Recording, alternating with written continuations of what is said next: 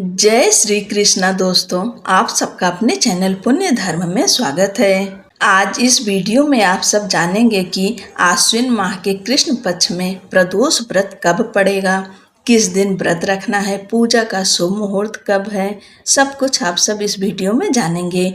Video में अंत तक अवश्य बने रहिएगा। हिंदू धर्म में प्रत्येक तिथि, व्रत और पर्व का विशेष महत्व होता है। इनमें प्रदोष व्रत का स्थान अत्यंत पवित्र माना जाता है। यह व्रत भगवान शिव को समर्पित होता है और इसे करने से जीवन में शांति, समृद्धि और स्वास्थ्य की प्राप्ति होती है। प्रदोष व्रत का पालन विशेष रूप से कृष्ण और शुक्ल पक्ष की त्रयोदशी तिथि को किया जाता है। इस वर्ष 2025 में आश्विन माह का पहला प्रदोष व्रत 19 सितंबर को मनाया जाएगा। प्रदोष व्रत का महत्व। प्रदोष व्रत का पालन करने का महत्व प्राचीन शास्त्रों में विस्तार से वर्णित है।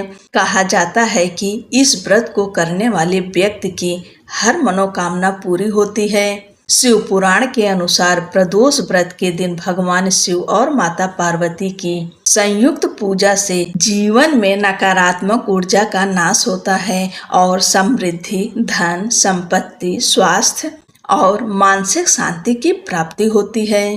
प्रदोष व्रत का विशेष महत्व इसलिए भी है क्योंकि यह त्रयोदशी तिथि के प्रदोष काल में मनाया जाता है। प्रदोष काल सूर्यास्त से थोड़ी देर पहले शुरू होकर सूर्यास्त के बाद तक चलता है। इस दौरान भगवान शिव की भक्ति भाव से पूजा करने का फल कई गुना बढ़ जाता है। आश्विन माह के कृष्ण पक्ष में पितरों को समर्पित तिथियां आती हैं। इस दौरान पितरों का तर्पण और पिंड दान करने से उनके आशीर्वाद से जीवन में सफलता और उन्नति होती है। इसी माह की त्रयोदशी तिथि पर जब पहला प्रदोष व्रत आता है तो इसे करने से न केवल भगवान शिव की कृपा मिलती है बल्कि पितृकर्म का भी फल प्राप्त होता है। अब जानते हैं त्रयोदशी तिथि कब से शुरू होगी और कब समाप्त होगी। आश्विन माह के कृष्ण पक्ष की त्रयोदशी तिथि प्रारंभ होगी 18 सितंबर 2025 को रात 11:24 पर और वहीं त्रयोदशी तिथि समाप्त होगी 19 सितंबर 2025 को रात 11:36 पर।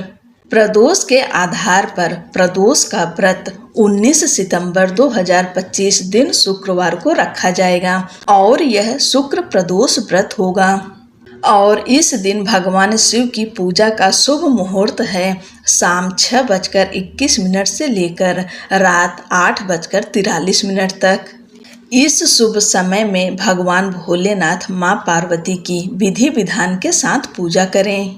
पूजा विधि: इस दिन सुबह जल्दी उठें और स्नान करके स्वच्छ शुद्ध वस्त्र धारण करें। इसके बाद भगवान सूर्य देव को अर्घ्य दें।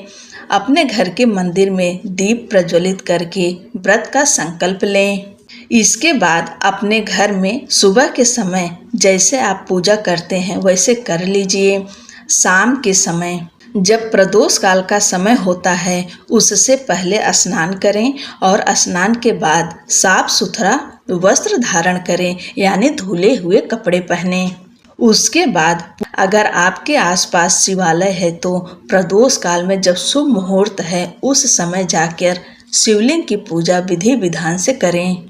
भगवान शिव को पंचामृत से अभिषेक करें।